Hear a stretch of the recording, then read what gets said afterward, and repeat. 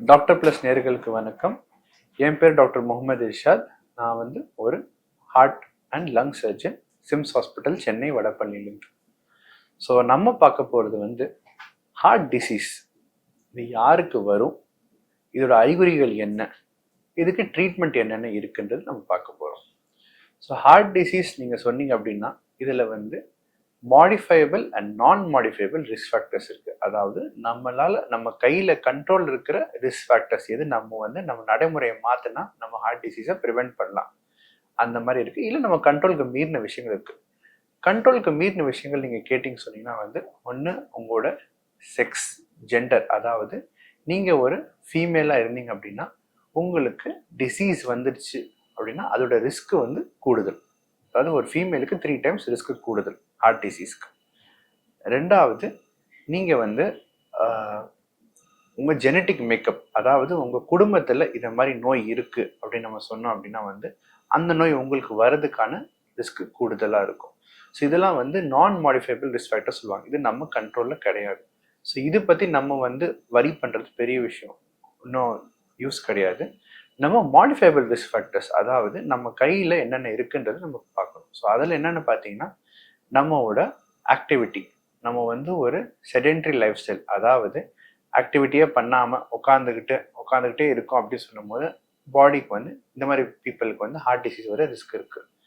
நம்ம நிறைய ஸ்மோக்கிங் பண்ணுறோம், ஆல்கஹால் பண்ணுறோம், இல்லை நிறையா ஃப்ரைட் ஐட்டம்ஸ் சாப்பிட்றோம், ஆயிலில் போட்டு ஃப்ரைட் ஐட்டம்ஸ் நிறையா சாப்பிட்றோம்.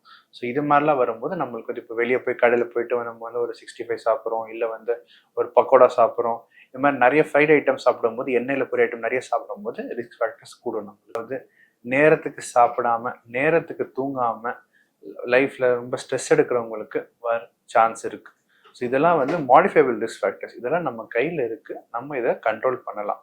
ஸோ என்ன பண்ணணும்னு கேட்டிங்கன்னா, ஒரு relax life, work life balance இருக்கணும், ஸ்ட்ரெஸ்ஸை ரொம்ப எடுத்துக்கூடாது, நேரத்துக்கு சாப்பிடணும், நல்லா தூங்கணும்.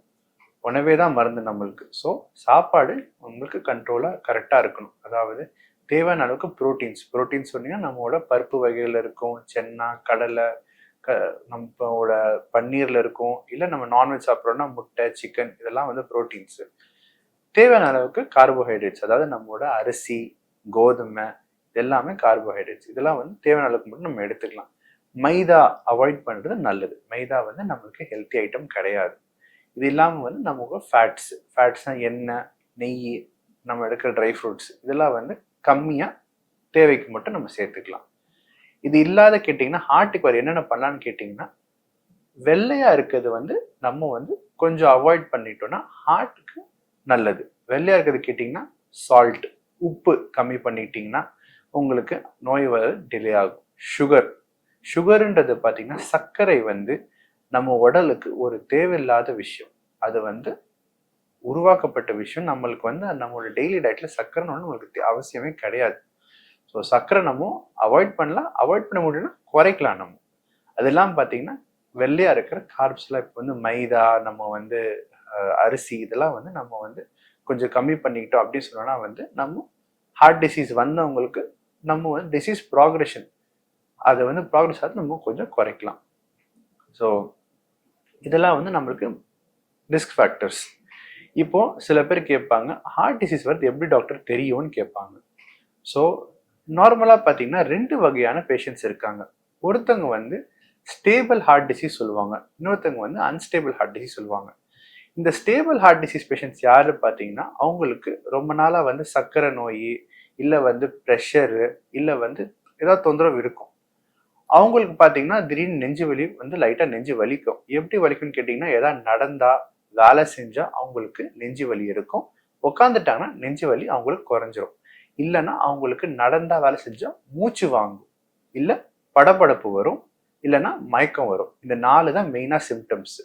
ஸோ நம்மளுக்கு நெஞ்சு வலி இருக்குது, மூச்சு வாங்குறது இருக்குது, நம்மளுக்கு படப்படப்பு இருக்குது, மயக்கம் வர்றது இருக்குது. இதெல்லாம் ஹார்ட் ரிலேட்டடாக இருக்குன்னு எப்படின்னு கண்டுபிடிக்கலாம். நிறைய பேர் சொல்லுவாங்க, சார் எனக்கு அஜீர்ணம்னு நினச்சிட்டேன் நான் டாக்டர் அப்படின்னு சொல்லுவாங்க.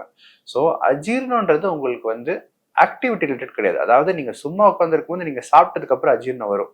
பட் ஹார்ட் ப்ராப்ளம் யூஸ்வலாக நீங்கள் ஏதாவது ஒரு ஆக்டிவிட்டிக்கு அப்புறம் தான் வரும்.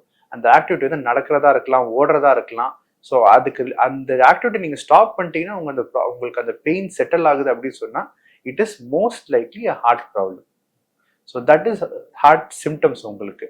இது இல்லாமல் நம்ம வந்து ஹார்ட் ப்ராப்ளம்ல வேற எப்படின்னு தெரியும் நீங்கள் கேட்டிங்கன்னா வந்து இந்த அன்ஸ்டேபிள் பேஷண்ட்ஸ் இவங்கெல்லாம் பார்த்தீங்க அப்படின்னா இவங்களுக்கு டிசீஸ் இருக்கும், வெளியே பெருசாக தெரியாது.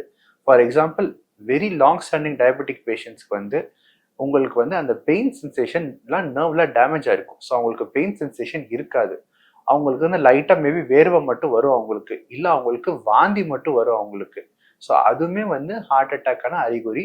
சம்டைம்ஸ் அவங்களுக்கு அந்த சிம்டம் எதுவுமே இல்லாமல் ஒரு சைலண்ட் அட்டாக் வந்து அவங்க வந்து தூக்கத்துல கூட இறந்துருவாங்க. ஸோ இதெல்லாம் எப்படி டாக்டர் தவிர்க்கிறது நீங்கள் கேட்டிங்க அப்படின்னா நம்ம வந்து யூஸ்வலாக ஒரு 40 இயர்ஸ் மேலே ஆயிடுச்சுன்னா நம்ம பாடியை செக்அப் பண்ணிக்கணும். ஸோ நம்மளுக்கு வந்து பேசிக் பிளட் டெஸ்ட்டில் வந்து நம்ம சுகர் இருக்கா, நம்ம ப்ரெஷர் இருக்கான்றதை நம்ம செக் பண்ணிக்கணும். இசிஜி, எக்கோ, எக்ஸ்ரே நம்ம வந்து ஒரு 40 இயர்ஸ் மேலே ஒன்ஸ் பண்ணிக்கலாம். நம்ம அது நார்மலாக இருக்குன்னு நீங்கள் சொன்னீங்க அப்படின்னா வித்தவுட் எனி கோமாபிட், அதாவது உங்களுக்கு டயபெட்டிஸ் இல்லை, ஹைப்பர் டென்ஷன் இல்லை, குடும்பத்தில் யாருக்கும் நோய் இல்லைன்னு சொன்னீங்கன்னா நீங்கள் கவலைப்படாமல் இருக்கலாம். ஒரு 50 இயர்ஸ் மேலே நீங்கள் வந்து ஒரு 2 இயர்லி ஒரு 3 இயர்லி செக்அப் பண்ணலாம். ஒரு எக்கோ டெஸ்ட்டோ இல்லை வந்து மாஸ்டர் செக்கப்போ நீங்கள் எதாவது ட்ரை பண்ணி பார்க்கலாம்.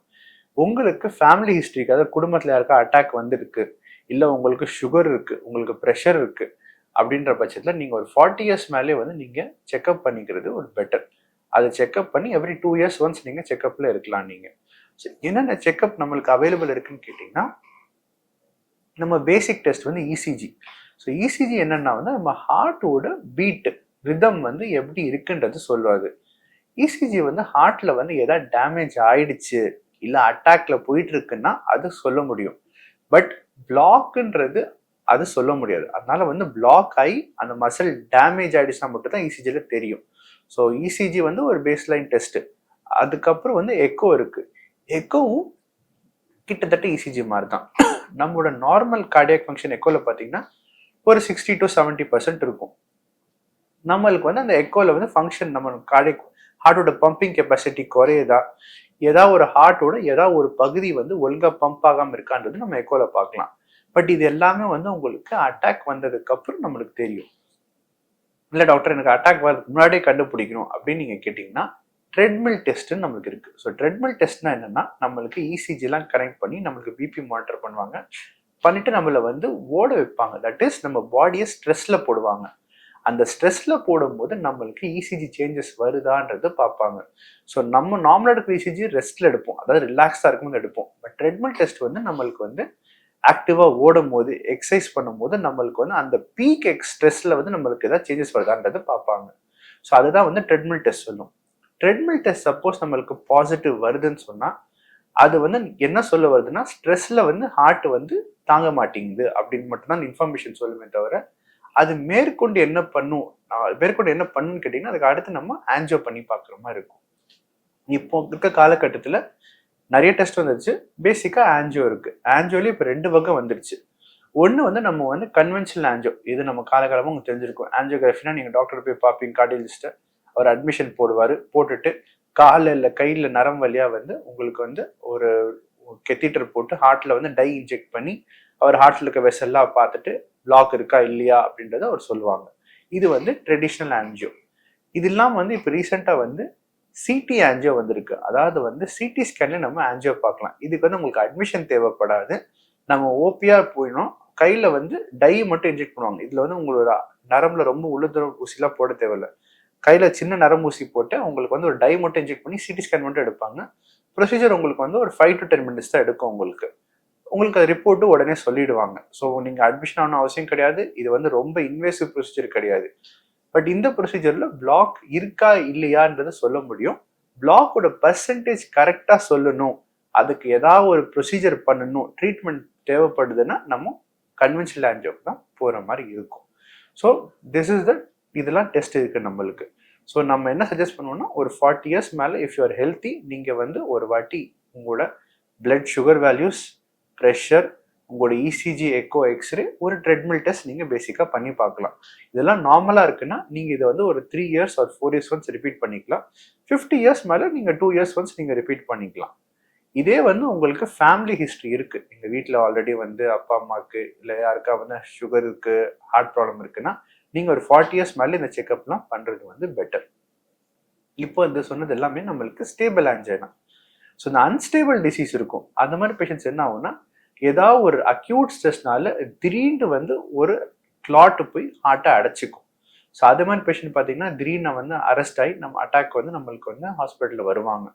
ஸோ அவங்க மாதிரி பேஷண்ட்ஸ்க்குலாம் வந்து அகெயின் எப்படி கண்டுபிடிக்கணும்னா, அவங்களாம் வந்து ஃபர்ஸ்ட்லேருந்தே வந்து ஃபாலோஅப்லேருந்து தான் தெரிய வரும் நம்மளுக்கு. ஏன்னா அவங்களுக்கு வந்து சிம்டம்ஸ் பெருசாக இருக்காது. ஸோ நம்ம வந்து ஒரு 40 இயர்ஸ் மேலே செக்அப் பண்ணுறது பெட்டர்.